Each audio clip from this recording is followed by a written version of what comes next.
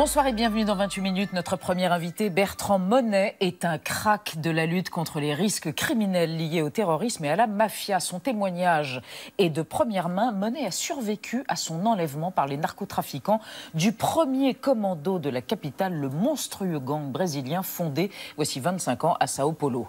L'actualité, c'est la lutte contre le terrorisme après l'attentat manqué des Champs-Élysées hier, et c'est la présentation du projet de loi du gouvernement Macron demain en Conseil des ministres. Faut-il que l'état d'urgence par nature liberticide entre dans le droit commun?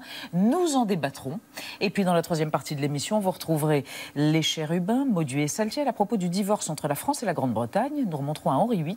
Et à propos également des super-héroïnes au secours des femmes éthiopiennes. Bonsoir Nadia. Bonsoir, bonsoir Xavier Delaporte de l'Obs et aussi de France Culture. On est ravis de vous retrouver. Bonsoir Bertrand Monet. Bonsoir.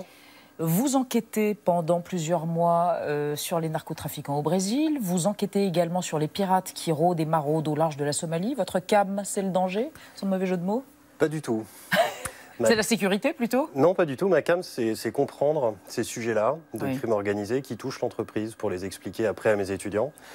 Et donc ça peut nécessiter parfois d'aller, quand c'est possible, rencontrer ces groupes-là pour ne pas raconter n'importe quoi, aller observer, pour après essayer de rapporter cette réalité en amphithéâtre pour l'expliquer à mes étudiants. La paramétrer et mieux la combattre, voilà, au risque parfois de votre vie. On va en parler dans un instant. Mais d'abord, votre portrait, votre empreinte digitale, Bertrand Monet, réalisé par Marc-Antoine de Porrette. Regardez. En tapant Bertrand Monet sur Internet, on découvre quelques photos de vous avec toujours la tête légèrement inclinée, à gauche ou à droite. My name is Bertrand Monet. I'm professor here at EDHEC Business School and holder of the chair Economic Crime Management. À part ça, pas grand-chose, normal, vous êtes spécialiste en gestion des risques. Vous maîtrisez votre e-réputation. Entre 1994 et 1997, vous étudiez à l'Académie militaire de Saint-Cyr. Sur le site Légifrance, on peut d'ailleurs voir que vous avez eu votre diplôme avec mention assez bien et au passage apprendre que vous vous appelez Bertrand Alain Joël. En 2001, vous complétez votre formation avec un master en management du risque international à HEC. Le début de vos aventures, vous voilà consultant en risque politique et criminel pour des entreprises privées dans de nombreux pays. Libéria, Nigeria, Arabie Saoudite, Tchad, ex-Yougoslavie, que des endroits où il fait bon vivre. Professeur, auteur d'ouvrages, d'un documentaire sur la piraterie maritime et de 2 articles pour Le Monde dans lesquels vous nous relatez votre dernière plongée à haut risque à Cracolandia, l'antre du gang le plus puissant du Brésil. Le plus grand marché de crack à ciel ouvert au monde sur lequel règne Primeiro Comando da Capital, le PCC, une organisation criminelle tentaculaire dirigée par un certain Marcola. En prison, comme de nombreux membres du groupe mafieux, il continue de gérer sa multinationale derrière les barreaux comme si de rien n'était. Un chiffre d'affaires de 45 millions d'euros par mois et un règlement intérieur disponible sur Internet. La calomnie est passible d'une exclusion temporaire, le manque de transparence de 90 jours quant à l'homosexualité, c'est l'exclusion définitive. Le PCC est également très bien informé, ce qui vous a valu pendant votre enquête de vous faire enlever par des hommes armés de pistolets, de poignards et de machettes. Fouillé, délesté de votre passeport et de votre téléphone, vous êtes frappé, menacé avec un sabre et braqué à plusieurs reprises avec un revolver. Bertrand Monet, comment avez-vous échappé à la mort? C'est vrai que quand on a lu dans le quotidien Le Monde, fin mai, le compte-rendu par vous-même de cet enlèvement, on s'est dit, fabule-t-il, est-il mythomane ou a-t-il échappé d'une manière absolument incroyable à la fatalité, aux armes et à un destin qui semblait devoir vous expédier ad patresse? Non, il n'y a pas de fabulation, c'est bien réel. J'étais pas seul d'ailleurs. Oui, vous étiez avec un fixeur, c'est ça, brésilien, qui vous avait aidé à... Tous les deux étaient libérés parce que je pense qu'on a eu... de la chance, entre guillemets, d'avoir été enlevé par une organisation qui est une multinationale du crime. C'est une petite armée qui est extrêmement structurée. Je pense qu'on aurait été enlevé par un gang mineur, comme on peut en trouver des centaines dans le monde. Effectivement, je ne serais pas là pour vous en parler. Ouais. Mais le PCC, c'est pas ça. Le PCC, c'est vraiment une structure très pyramidale. Donc les gens qui nous ont enlevés voulaient nous tuer. Ils nous l'ont dit. Ils ont tout fait pour qu'on dise qu'on était des policiers, ce qu'on n'est pas. Oui. Et puis, ils ont dit, on ne peut pas vous tuer. Il faut d'abord qu'un juge... inhérent à l'organisation, interne voilà, à l'organisation. L'un des juges de l'organisation, c'est quand même 6000 membres, une structure très pyramidale, viennent vous juger. Et donc ce juge, qui était apparemment plus structuré intellectuellement que les autres, a vérifié pendant 2 heures. En fait, il a passé des coups de fil dans toutes les administrations de sécurité brésiliennes. Il a raflé vos biens personnels, il a regardé ce qu'il y avait dans vos téléphones respectifs, voilà. Il a passé des coups de fil. Voilà, et donc il a appelé, il me l'a dit après, tous les gens qu'ils ont dans les administrations de sécurité brésiliennes pour vérifier que j'étais pas policier. Mais Bertrand Monet, pardonnez-moi, mais vous avez l'air parfaitement équilibré, centré, mais quand vous êtes pendant 1 heure, 2 heures dans une pièce avec 10, 20 personnes qui vous braquent, qui actionnent des revolvers, c'est ce qu'ils ont fait sur votre fixeur, qu'est-ce que vous pensez? Qu'est-ce que vous Sur moi ressentez? aussi. Hein. Sur vous aussi? Vous dites c'est fini? Non, ça a duré 7 heures. Vous les implorez? Alors non, mon fixeur oui, Ouais. moi non, ça a duré 7 heures. 7 heures? Oui, mais en fait, on n'a pas tellement, je pense, le temps de... On perd la notion du temps parce qu'on n'a plus de montre, hein, puis tout ça. Et puis surtout, enfin en tout cas, c'est ce que moi j'ai vécu, mais c'est ce que malheureusement vivent plein de gens dans le monde qui sont enlevés, hein, bien plus longtemps que moi. Ouais. Je crois qu'on se fixe sur des choses très très précises, sur son état de fatigue, sur les douleurs physiques, les crampes, parce qu'on est détenu dans des endroits compliqués. On a été détenu un autre moment avec des otages. Il y avait une femme à côté qui se faisait violer. Enfin voilà, donc il y a plein de choses qui captent l'attention, qui retiennent l'attention. Mais c'est vrai que pendant 1 heure, 1 heure et demie, je me suis dit que ça pouvait effectivement... non, mais je me suis dit que ça pouvait arriver. Ouais. Mais qu'est-ce que vous avez appris, Bertrand Monet, pendant ces heures-là, ces moments-là, que vous ne saviez pas? Et est-ce que ça valait le coup de risquer sa vie pour apprendre ça? C'était pas prévu de risquer ma vie. Quand on fait ce job d'essayer d'aller voir, pour non pas informer comme vous le faites, ou comme le font les reporters, les grands reporters, mais voir pour former, je pense qu'il faut le faire quand c'est possible, pour ne pas raconter n'importe quoi, comme les centaines de criminologues qui courent les plateaux de télévision sans avoir jamais rencontré un délinquant ni un voyou. Hein. Et donc ça vaut le coup de le faire quand c'est possible. Là, c'était pas prévu, c'est un accident qui peut arriver quand on fait ça. Encore une fois, ça arrive malheureusement à beaucoup de vos confrères. Ça arrivait hier à l'un d'entre eux. Mais ce que ça apprend de rencontrer les gens, c'est de comprendre leur psyché.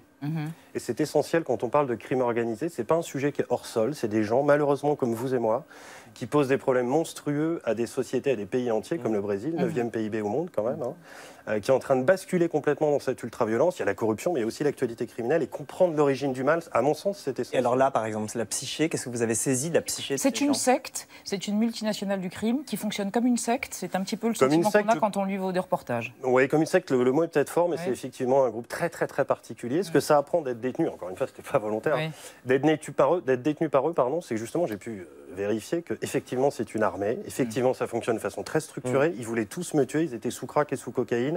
Le chef est venu, ils l'ont pas fait. Sachant que le reportage s'est déroulé en 2 parties. Il y a eu cet épisode entre guillemets en sortant quand j'ai été libéré. J'ai demandé à ce boss du PCC si je pouvais garder contact avec lui, parce que c'est entre guillemets assez unique d'avoir accès à ces gens-là. Il a accepté, il m'a tendu son iPhone, j'ai tapé mon numéro, et 2 semaines après, en sortant d'un cours à l'EDEC, j'ai reçu un message sur WhatsApp. C'était lui, c'était la photo de sa bague là, avec le symbole du PCC, le yin et yang. C'est quoi le symbole, le yin et yang? C'est le yin et yang, voilà. Ils portent beaucoup ça, ou c'est tatoué, enfin bref. Donc je suis retourné là-bas 3 semaines après. Mais c'est quoi l'intérêt pour lui, pardon, de se confier à vous? Alors, Qu'est-ce que ça lui apporte de raconter? rien. Et de toute façon, quand je rencontre ces gens-là, j'en rencontre au Nigeria, en Somalie, à Naples, etc.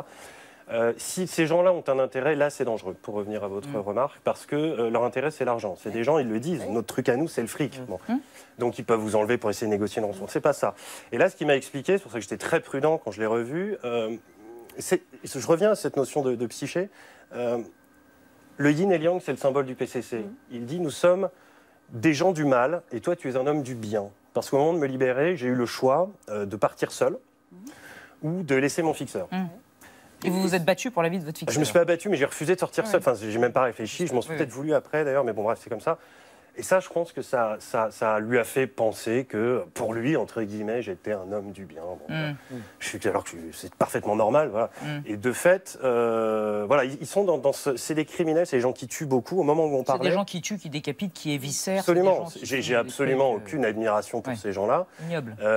Absolument. Et au moment où on parlait, justement, lors de ces interviews, et il me parlait de sa famille, de sa foi, etc., il recevait sur Facebook Live des vidéos d'exécution, donc qui étaient en live, hein, c'est au moment de la guerre des gangs dans les prisons, des vidéos que j'ai conservées de décapitation, d'un cœur arraché qui bat encore, etc. Et il vous disait, c'est ça que nous faisons à nos ennemis. Voilà, et pendant ce temps-là, il vous décrit l'organisation d'une multinationale, il vous parle de religion, il vous parle de bien et de mal. Vous voyez, donc rencontrer ces gens-là, je pense que c'est nécessaire parce que c'est informant et ça permet, notamment aux entreprises, hein, moi je forme de futurs cadres dirigeants d'entreprises, de comprendre que quand on fait face à une mafia, on fait face à des gens qui semblent parfaitement normaux, mais qui sont structurés autour d'une telle objection.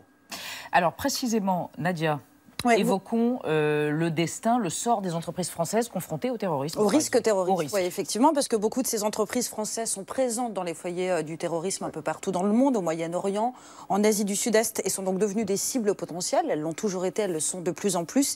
Et il y a quand même des dispositions qui ont été prises pour protéger à la fois les sites et le personnel. Elles ont, par exemple, ces entreprises, tendance à embaucher davantage de nationaux aujourd'hui, de moins en moins d'expatriés. Elles ont recours à des milices privées. Et puis surtout, ce qu'on observe, c'est qu'elles ont mis à la tête de leur sécurité des anciens des services, des stars des services même. En l'occurrence, Veolia, qui a engagé l'ancien directeur du RAID et membre du commando qui a tué Jacques Mérine, ou encore Total, qui a recruté l'ancien directeur du GIGN. Donc il y a des choses qui sont faites. Mais vous êtes assez pessimiste, que vous dites, la question, c'est pas de savoir si quelque chose va se passer, mais quand ça va se passer. Alors, on sait que le risque zéro n'existe pas, mais pourquoi autant aussi pessimiste et presque alarmiste? Non, c'est vrai que je suis assez pessimiste, mais pas alarmiste. Toutes ces mesures que vous décrivez, il y en a beaucoup d'autres, mais elles sont très utiles à l'entreprise. Même si je pense qu'à la tête de la sûreté d'une entreprise, ces gens-là sont tout à fait efficaces. Mais en plus de ça, il faut des gens qui parlent la langue d'un patron. La langue d'un patron, c'est créer de la valeur, enrichir son actionnaire. La sécurité, elle a tendance à rétrécir le business. Donc il faut quelqu'un qui soit aussi légitime que sa parole porte. Bon, bref. Mais je pense qu'au-delà de ça, c'est des sujets qui nécessitent non pas l'implication d'un directeur de la sécurité, même s'il a été ancien général, etc. C'est le patron qui doit décider. On parle de risque terroriste aujourd'hui. Le risque d'enlèvement, par exemple. Quand des expatriés se font enlever au Mali ou au Nigeria, etc. Qu'est-ce qu'on fait après? On réussit à sortir ces gens-là, et finalement, ce n'est pas une question de sécurité, c'est une question stratégique. Le patron, c'est lui qui doit décider. Est-ce que je continue à faire du business, à enrichir mon actionnaire, mais je continue à exposer mon personnel? Ou est-ce que je prends sur moi, finalement je ne remplis pas ma mission, mais je protège la vie? C'est un arbitrage entre le business et la vie. Vous voulez dire? Absolument. Un petit peu. Absolument. Et ça, seul le patron peut décider ça, c'est pas le directeur de la sûreté. Une dernière question, Bertrand Monet. Quelle est votre prochaine aventure dans la psyché humaine afin de mieux édifier vos étudiants? Là, je travaille dans les Balkans. Voilà. Où vous avez été d'ailleurs chef de mission dans les fin des années 90. Voilà, donc là je travaille en Albanie, au Monténégro, et puis je vais retourner au Nigeria pour retravailler sur la piraterie maritime avec un autre groupe de pirates. Merci Bertrand Monet d'être passé, d'avoir témoigné. Prenez soin de vous. Place au débat sur l'état d'urgence que le gouvernement envisage donc de pérenniser à travers un projet de loi qui sera présenté demain. La sécurité doit-elle l'emporter sur les libertés? On en parle. C'est l'éternel débat. On en parle après la mise au point de Sandrine Le Calvez. 31 ans, né en France, fiché S pour radicalisation et amateur d'armes à feu. L'homme tué hier dans une tentative d'attentat contre des gendarmes sur les Champs-Élysées avait effectué plusieurs voyages en Turquie l'an dernier. Nouvelle attaque, nouvelle illustration de la menace terroriste. Il faut que nous puissions prendre un certain nombre de mesures qui nous permettent de prévenir, de suivre des individus comme celui-là et donc d'empêcher des attentats. Réduire les risques, une priorité pour l'Élysée qui a mis sur pied ce qu'Emmanuel Macron appelle une task force, une cellule anti-Daesh.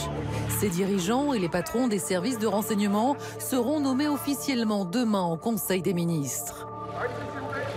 Un conseil où il sera beaucoup question d'état d'urgence. Ce régime d'exception, en vigueur depuis les attentats de 2015, va être une nouvelle fois prolongé jusqu'au 1er novembre. Mais l'exécutif va aussi présenter un projet de loi destiné à transposer dans le droit ordinaire quelques-unes des dispositions autorisées par l'état d'urgence. Perquisition administrative, assignation à résidence ou obligation de fournir des identifiants Internet, tout cela sur simple demande du préfet ou du ministère de l'Intérieur. Un projet de loi qui inquiète les magistrats et les défenseurs des libertés individuelles. On est vraiment là dans un basculement de notre droit qui consiste à donner à l'exécutif des pouvoirs de privation de liberté, d'intrusion dans la vie des personnes sur la base d'un vague soupçon et avec aucun contrôle juridictionnel préalable. Entre sécurité et respect des libertés, le débat est relancé. Se dirige-t-on vraiment vers un régime d'exception permanent? Entre état d'urgence et état de droit, faut-il choisir? On va voir ça avec vous trois. Marie Goupy, vous êtes philosophe. Bonsoir. Vous êtes directrice des programmes au Collège international de philosophie. Vous êtes une spécialiste de la question puisque l'état d'exception ou l'impuissance, pourquoi je le montre, il est derrière, ou l'impuissance autoritaire de l'État à l'époque du libéralisme est paru en 2016 aux éditions du CNRS. Vous considérez que pérenniser l'état d'urgence dans le droit commun pose une question fondamentale, celle de la transformation légale de la nature de l'état de droit. À côté de vous, Thibault de Montbrial. Bonsoir. Vous êtes avocat pénaliste au barreau de Paris et président du Centre de réflexion sur la sécurité intérieure, n'est-ce pas? C'est bien cela? C'est ça, bonsoir. Et vous considérez qu'il est indispensable de pérenniser certaines dispositions de l'état d'urgence, comme les mesures de contrôle administratif et la capacité, entre autres, à faire fermer des lieux de culte lorsque ceux-ci seraient salafistes. À côté de vous, Françoise Dumont, bonsoir madame, vous êtes présidente de la Ligue des droits de l'homme. Selon vous, le nouveau projet de loi renforçant la lutte contre le terrorisme est un tour de passe-passe pour pérenniser l'état d'urgence avec toutes les dérives que cela comporte et sans efficacité prouvée. Tout ça rencontre les questions, d'ailleurs vos points de vue à tous les trois rencontrent les questions de téléspectateurs, et nous avons sélectionné celle-ci. D'autres pays occidentaux également menacés par le terrorisme ont-ils adopté des mesures similaires à notre état d'urgence ou s'agit-il d'une spécificité française? Françoise Dumont, je pense à l'Angleterre, par exemple, d'autres pays qui ont été touchés ces dernières années. Est-ce qu'ils ont mis en place quelque chose qui peut ressembler à notre état d'urgence? Écoutez, honnêtement, dans le détail, je ne peux pas vous répondre. Mais on sait par exemple qu'en Belgique et je crois aussi en Angleterre, ils ont des niveaux d'urgence qui vont jusqu'à 5. Et à chaque fois, ils sont très vite redescendus. Oui. Donc je pense que c'est déjà un signe. C'est-à-dire c'est déjà le fait que l'état maximal, il considère que c'est un état qui ne peut pas durer. Alors, il y a eu prolongation après prolongation de cet état d'urgence. Au total, combien de prolongations? C'est le chiffre du jour. 5, le chiffre du jour, parce que l'état d'urgence a été prorogé 5 fois depuis les attentats de novembre 2015. Il va l'être une 6e, puisqu'il arrive à échéance le 15 juillet. Il y a une proposition de prolongation jusqu'au 1er novembre. Alors, qu'est-ce que c'est l'état d'urgence? Qu'est-ce que c'est vraiment l'état d'urgence, Marie Goupil? Alors, l'état d'urgence, d'abord, c'est une loi. Et je me permets de le rappeler parce que très souvent, quand on parle d'exceptionnalité, d'état d'exception, c'est comme si on sortait du droit. Donc on ne sort pas du droit, c'est une loi qui a été promulguée pour la première fois en 1955 et qui, en gros, autorise tout un tas de choses. Alors, ce n'est pas un blanc-seing, mais qui autorise tout un tas de choses. Des perquisitions administratives, des assignations à résidence, des interdictions de séjour, voilà. En gros, c'est quand même globalement un renforcement du pouvoir, disons, du pouvoir administratif, du pouvoir du préfet, d'un pouvoir administratif. Et du ministère de l'Intérieur. Du ministère de l'Intérieur. Et des préfets, c'est ça? Et de la police en dessous, bien sûr, avec une levée d'un certain type de contrôle qui est un contrôle du juge judiciaire. Donc plus de pouvoir pour le ministère de l'Intérieur et pour les préfets, moins de pouvoir pour le judiciaire. Voilà. C'est ça, hein, en gros. Enfin, en gros. Est-ce qu'on peut revenir à l'événement, enfin à l'actualité, c'est-à-dire l'attentat manqué hier sur les Champs-Élysées, un homme qui était fiché S et un homme qui avait eu une autorisation de port d'armes qui avait été délivrée par le préfet de l'Essonne en février de cette année, 2017. Est-ce que là, quand on voit rationnellement cette situation, est-ce qu'on se dit l'état d'urgence a prouvé qu'il y avait quelque chose qui fonctionnait Alors, il faut faire une petite précision. Il n'avait pas une autorisation de port d'armes qui implique qu'on ait le droit de la porter sur soi. Il avait une autorisation de détention d'armes à titre sportif. Mais il y a néanmoins une faille que l'enquête établira, dont l'enquête établira la responsabilité. Ouais. C'est que lorsque vous faites une demande et un renouvellement, puisqu'il semble que c'était un renouvellement de détention d'armes à titre sportif, il y a une enquête. La préfecture reçoit le dossier et on vous donne la réponse 3 mois après. Et au cours de cette enquête, normalement, il y a un accès à un certain nombre de fichiers et les enquêteurs auraient dû se rendre compte que l'individu en question était fiché S. Et dès lors... Sans avoir de casier Absolument. judiciaire. Non, qu'il était fiché, qu'il était considéré par les services de renseignement comme potentiellement dangereux au regard de son engagement envers l'islam radical. Et normalement, ça suffit, puisque le refus d'autorisation ou de renouvellement d'armes à titre sportif n'a pas besoin d'être motivé, ça aurait dû suffire. Mais donc l'état d'urgence n'a servi à rien, et par ailleurs, à contrario, il n'y a pas eu de collaboration entre des instances qui auraient dû collaborer ensemble pour avoir un échange d'informations. Alors, il faut être clair, on ne sait pas, parce qu'il y a deux cas de figure. Soit il y a une erreur, c'est-à-dire qu'il y a quelqu'un qui, à un moment donné, s'est trompé en consultant les fichiers, ou n'a pas consulté un fichier qu'il aurait dû consulter, ou alors il y a eu une consultation d'un fichier et un contact entre les services de la préfecture et la DGSI, et ce serait la DGSI qui aurait dit, c'est une hypothèse, j'en ai aucune idée, qui aurait dit, ok, laissez-le, renouvelez-le, pour ne pas que nous attirions son attention sur le fait que nous le surveillons. On ne sait pas aujourd'hui. Mais plus généralement, ça se pose quand même la question de l'efficacité de l'état d'urgence. À quoi est-ce qu'il y a des moyens d'évaluer l'efficacité de la mise en place, quand même depuis quasiment 18 mois maintenant, d'un état comme celui-ci? Françoise Dumont. Est-ce qu'il y a des moyens? Écoutez, il y a un certain nombre de rapports quand même qui sont sortis ces derniers temps, que ce soit celui de la Fédération internationale des droits de l'homme, celui d'Amnesty qui est très récent. Nous-mêmes, on a travaillé dans le cadre d'un observatoire avec d'autres associations, avec des juristes. Il y a eu plus de 4000 perquisitions il y a eu à peu près 800 assignations en résidence.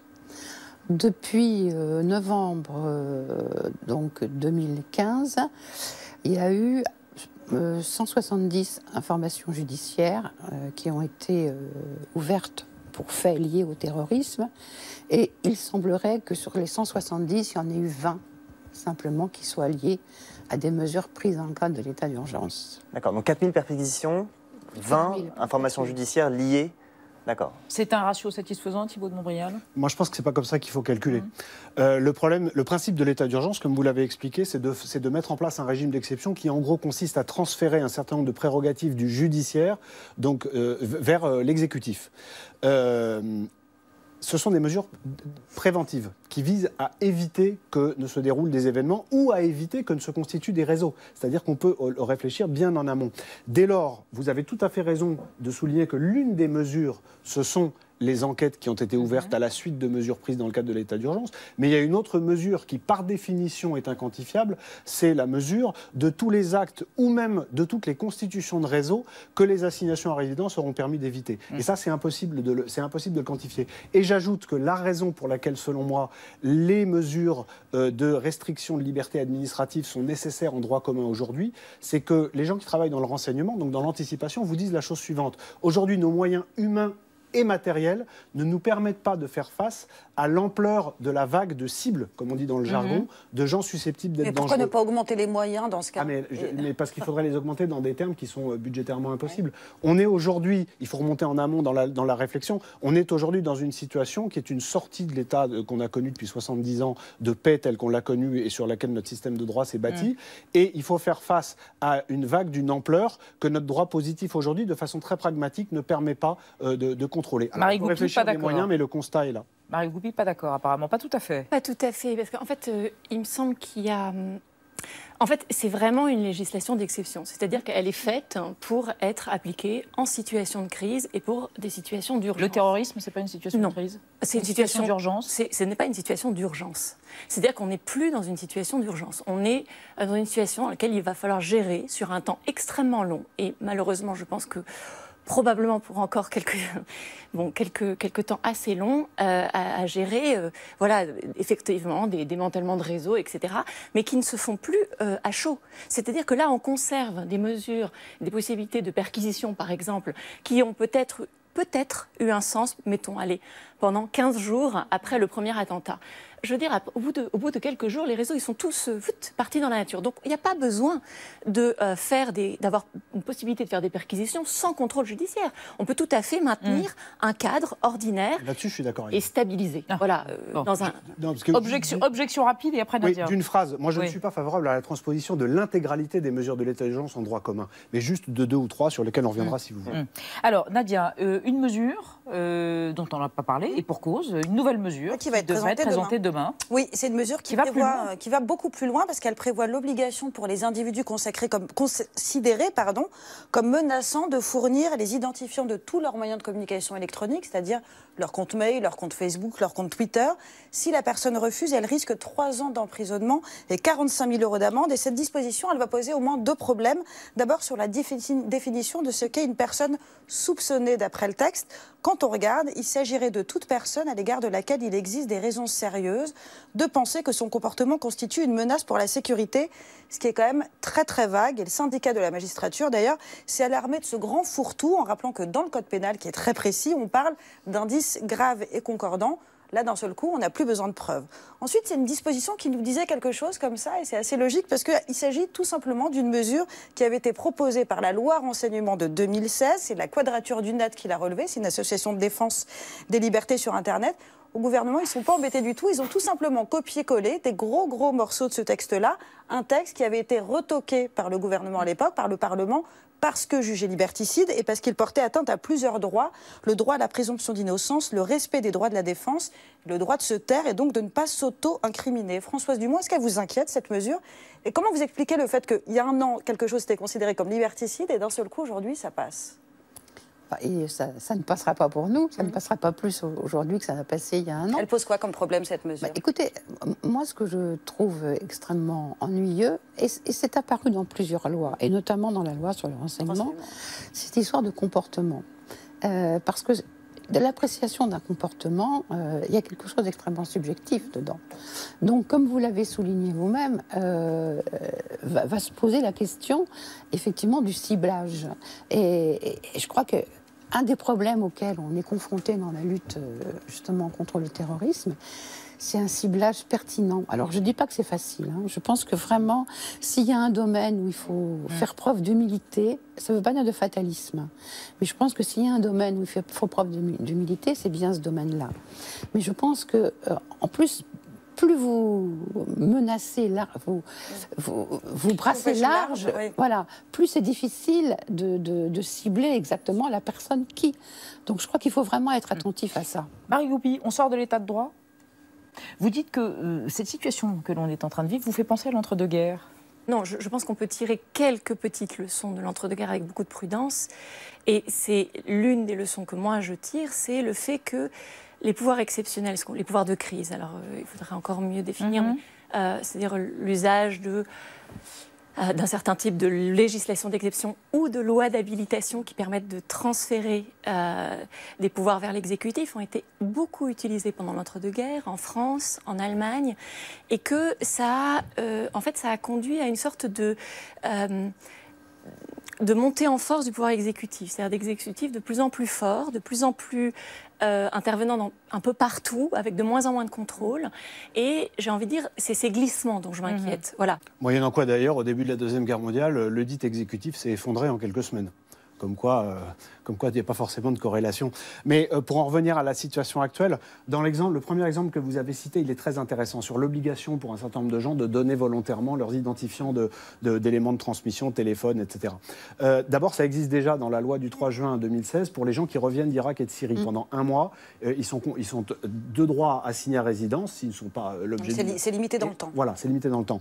Là encore, c'est du pragmatisme, c'est-à-dire que le fait que ces gens donnent leurs identifiants pour permettre une levée de doute, ça va permettre de faire gagner du temps à tout le monde, à eux, si ils n'ont rien à se reprocher malgré les éléments initiaux de suspicion, et aux services de renseignement qui du coup vont pouvoir travailler sur d'autres cibles. Je donne juste un chiffre à mon tour. C'est que le dernier fichier qui a été créé au début de l'année, il y a quelques mois, je ne me souviens plus parce qu'il y en a eu tellement de créés, le fichier des personnes radicalisées, il y a à peu près 19 000 noms, 4 000 considérés comme dangereux par l'ancien directeur de la DGSI lors de sa dernière audition devant le Parlement.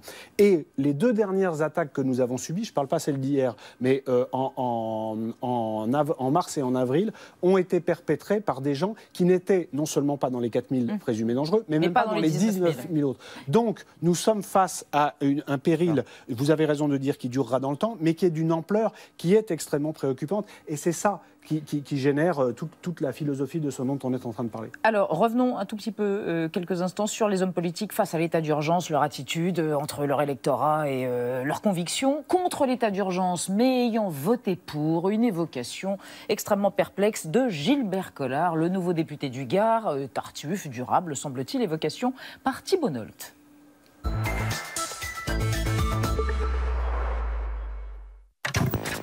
Ils sont au centre de l'histoire et méritent forcément quelques déboires. Tandis que l'état d'urgence est en débat, un député du Gard le dénonce tout en le soutenant. Alors faut-il rabattre Gilbert Collard? Avec 123 voix d'avance, Gilbert Collard a été réélu député FN d'un petit paradis entre Vauvert et Aigues-Mortes. Lyrique, le cabot de la circonscription 30-02 a lâché « Merci à toi, peuple de Camargue, rebelle, fier et libre ». Mais sur l'état d'urgence, le peuple de Camargue est embrouillé. Après l'attentat de Nice, le vieux ténor marseillais taxait le gouvernement de bande d'incapables, regrettant que l'état d'urgence n'ait pas été appliqué. En mai, il déplorait son inutilité, puis il promettait de voter sa prolongation au nom du principe de précaution. L'état d'urgence, ça ne sert à rien. Mais rien, c'est déjà quelque chose. Et moi, j'aime les choses. Au fond, Gilbert le spectaculaire, qui a défendu Laurent Gbagbo, Brigitte Bardot ou Patrice Allègre, est nostalgique de la trique. Lui qui regrette l'éternel bordel ambiant, rêve du retour de l'ère du coup de pompe au cul et ne réprouverait pas la torture sur terroristes présumés. La torture ne sert à rien. Et comment le savez-vous? La non-torture ne sert à rien. La preuve, je ne vous ai pas torturé. Et comme par hasard, vous n'avez rien à vélo. C'est QFD. L'ex-président de la Coordination européenne des droits de l'homme admire les lois de la Troisième République qui ont coupé la chic aux anarchistes. Il se voit en dernier rempart du totalitarisme socialiste. Et si un journal lui dit ce qu'on vient, il se filme jetant à la poubelle ce qu'il appelle un torchon de propagande. État de résurgence. Merci Thibault Nolte. Xavier.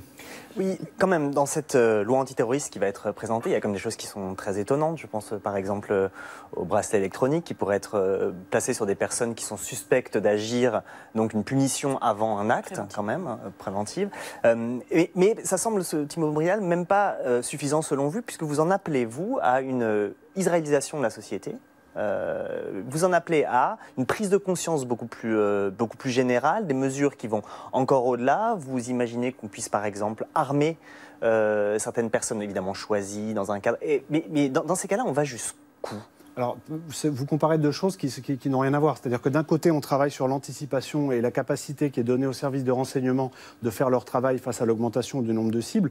Et à cet égard, le fait qu'il y ait des assignations à résidence ou des bracelets électroniques, ça permet juste de savoir où sont les gens pendant qu'il y a ces vérifications qui sont faites. Donc ça, c'est l'esprit. On peut en discuter, mais ça, c'est l'esprit anticipation. Et par ailleurs, le fait que, comme nous sommes tous d'accord pour dire, et nous ne sommes pas les seuls, que ça va durer des années, il y aura des attentats. Et l'autre point de ma réflexion, mais qui n'est pas lié au renseignement et à l'anticipation, c'est que pour faire face, il faut également, puisqu'on sait que plus on riposte, moins il y a de morts, plus vite on riposte, moins il y a de morts, il y a des mesures qui peuvent être prises en termes de sécurité. Mais pour en revenir à l'état d'urgence, au sujet étroit du débat, je pense qu'il y a une catastrophe qui a eu lieu juridique, c'est ce qui s'est passé le 14 juillet 2016.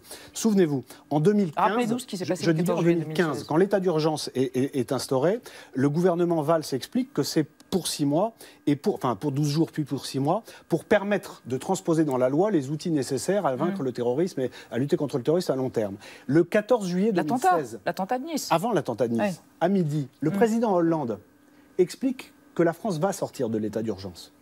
Et tout le monde est à peu près d'accord. Parce qu'effectivement, des lois ont été prises et ça semble faire à peu près consensus. Et là, patatras, le soir même... Ah, pour vous, il y a un rapport de cause à effet, mais c'est certain. Causalité c'est absolument certain. Et je pense ça a été démontré ? La preuve, c'est qu'il a dit qu'on sortait de l'état d'urgence et que le lendemain, il a été prorogé. Donc le lien de cause à effet est mathématique. Mais surtout, ça veut dire qu'aujourd'hui, plus aucun politique ne prendra le risque de sortir sans autre mesure de l'état d'urgence. C'est en fait... Pas que ça lui soit reproché en cas d'attentat et si Exactement. Et je pense qu'aujourd'hui, nous sommes avant tout dans un piège politique dans lequel on a été enfermé le 14 juillet. Françoise Dumont a l'air d'accord sur cette impuissance politique. Je suis complètement d'accord. Si vous voulez, nous, à la Ligue des droits de l'homme, on avait fait un premier communiqué de presse au lendemain des attentats en disant qu'on comprenait, que c'était vraiment une situation d'urgence. Voilà. Et puis très vite, on a mis en garde sur la difficulté qu'il y aurait à en sortir. Et c'est vrai que le politique s'est piégé lui-même. Parce que, compte tenu de ce qu'est la menace terroriste, on a vu ça avec Vigipirate, c'est à peu près le même phénomène. C'est très difficile, à partir du moment où vous installez, vous le banalisez, vous installez les gens là-dedans, surtout quand vous leur faites croire qu'en dehors de l'état d'urgence, la police est démunie, la justice ne peut rien faire. Mais dans ces cas-là, on pourrait considérer que la solution adoptée par Emmanuel Macron est la bonne, puisque on sort de l'état d'urgence pour faire entrer une partie de l'état d'exception dans le droit commun. Donc au final, on sort de l'état d'urgence. Non mais je me fais... Non mais stratégiquement, oui, mais stratégiquement. Vous faites votre Thibault de Montbrial. Oui, exactement. Stratégiquement. Pas assez... Non mais sérieusement, si on vous écoute, la suite logique, c'est ça. Oui, sauf que quel est le prix qu'on va payer?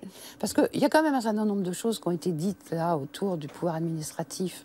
Mais enfin, à ma connaissance, quand même, notre démocratie repose bien sur l'équilibre des pouvoirs. Entre le pouvoir judiciaire, exécutif et administratif. Donc le prix, c'est un déséquilibre ça a déjà irréparable. Ça a déjà commencé. La loi de réforme du procédure pénale, du code de procédure pénale, avait déjà introduit un certain nombre de dispositions qui allaient dans ce sens-là. Et je crois qu'il faut vraiment que les Français comprennent bien qu'est-ce que ça veut dire qu'une démocratie qui va vers un pareil déséquilibre. Et c'est ça le fond du problème. Marie Goupy ?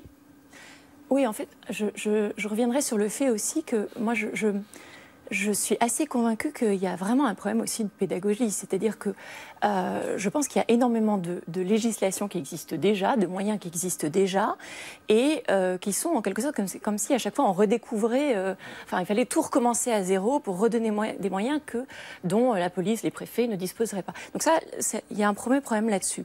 Et ensuite, il y a un deuxième problème qui est que le transfert, ce qui est en train de se présager, c'est quand même le fait qu'il y ait des dispositions de l'état d'urgence qui vont devenir pérennes et qui sont déjà mal utilisées. Donc, pensez à quoi? Exemple concret? Exemple concret, assignation à résidence pour des militants politiques, par exemple pour la répression de la COP21. Bon, c'est un énorme problème. Ça concerne quand même pas que quelques militants. Et l'assignation à résidence... Ça concerne combien de gens? Alors, je n'ai pas les chiffres exacts, mais ça concerne tout un tas de militants. Par exemple, pour l'interdiction de séjour et l'assignation à résidence sont utilisés pour empêcher les gens... La possibilité de manifester également. C'est quand même... C'est un énorme problème. personnes pendant la loi contre le travail. Très bien. Dans un contexte, oui, politiquement. Juste un mot.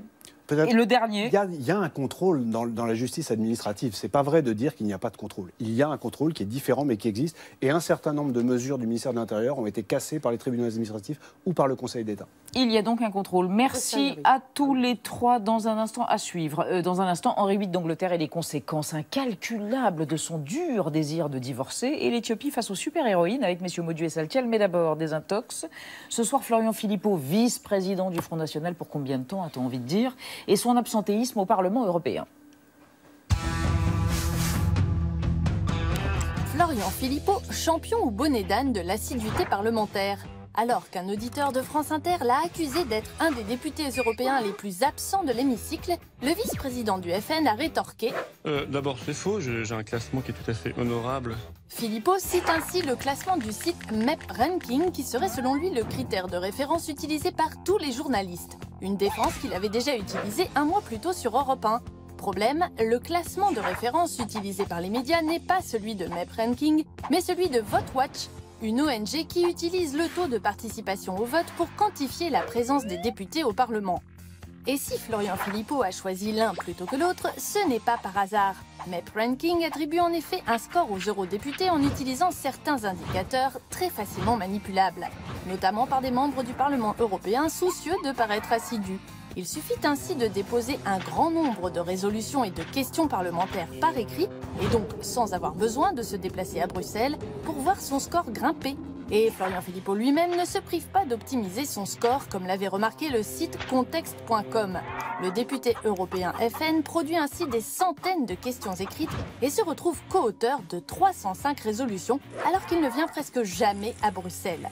Résultat, alors que Florian Philippot occupe une honorable 24e place au niveau français dans le classement MEP Ranking, il est en fait 73e et avant-dernier du classement VoteWatch, juste devant l'eurodéputé français le moins assidu, Jean-Marie Le Pen. Merci, bravo des intox. Bonjour. Bonjour. Une harmonie, oui, bleu bon, orageux, bleu outre-mer, c'est bien, vous travaillez bien. Alors, Xavier Mauduit, les discussions entre le Royaume-Uni et l'Union européenne pour négocier le Brexit ont commencé hier. C'est tout frais, ça commence mal. Oui, et ça va être long, et ça va être ardu. long. Ouh là là. Et alors, ça vous a fait penser à un divorce, enfin à des divorces, à plein de divorces. Oui, ceux d'Henri VIII.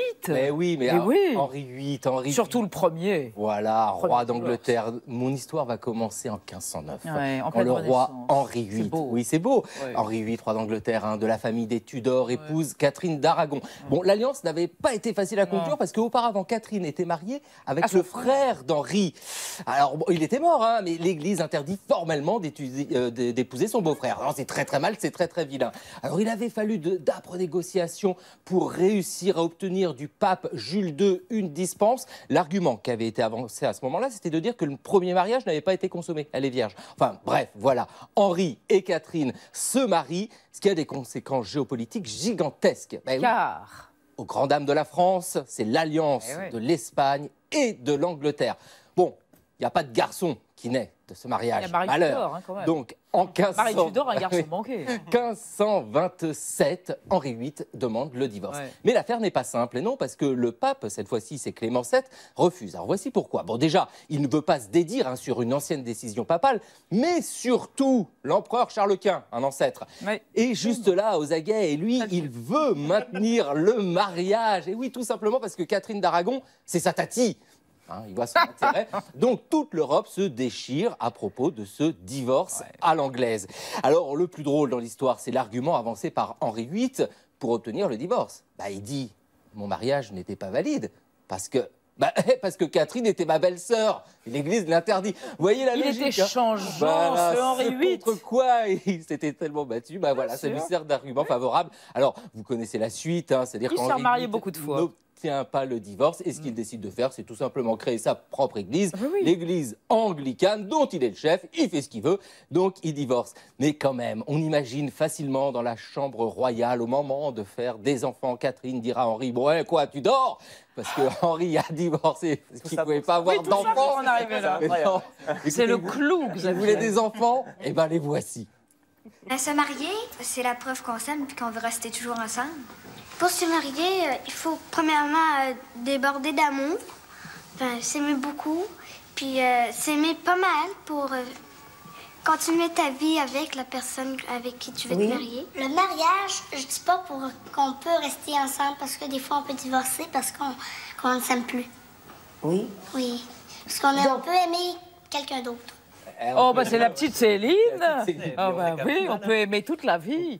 Alors, en Éthiopie, que se passe-t-il avec les super-héroïnes? C'est un peu le Québec, justement, pour lutter contre l'obscurantisme en Éthiopie. Rien de mieux que des super-héroïnes féministes qui vont sauver les jeunes femmes par la pédagogie. C'est du moins tout le projet et tout le combat de leur créatrice qui s'appelle Bourktet Tigabou, une ancienne institutrice devenue productrice qui vient donc de mettre au monde les T-Beb Girls, les filles de la sagesse, un trio au super pouvoir. Vous allez le voir, il y en a une qui arrive à voler, l'autre qui sait lire dans l'avenir et la troisième peut ressentir les émotions des autres, une force empathique bien pratique quand il s'agit de partir à la rescousse des jeunes femmes dans les villages reculés d'Éthiopie. Et justement, dans cet épisode pilote, le trio parvient à libérer Anna de sa communauté alors qu'elle était condamnée à un mariage forcé. Vous l'avez compris, la série s'intéresse à la condition des femmes en Éthiopie et elle est plutôt compliquée. Selon la Fondation des Nations Unies,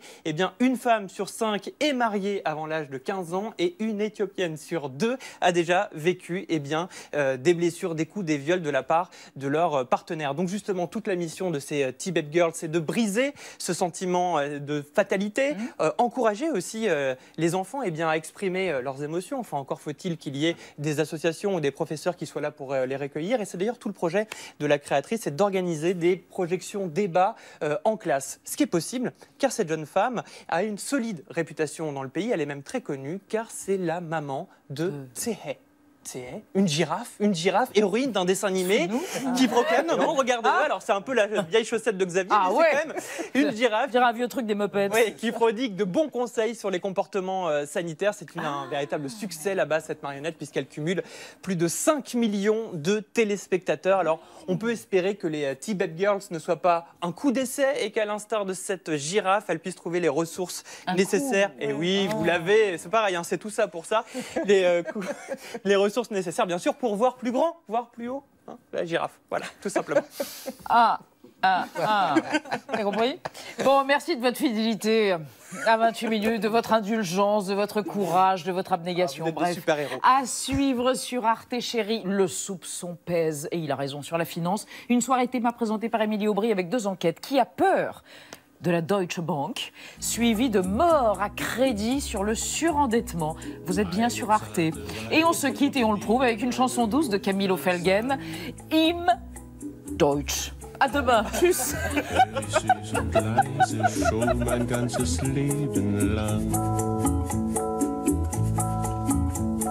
Diese zarte Weise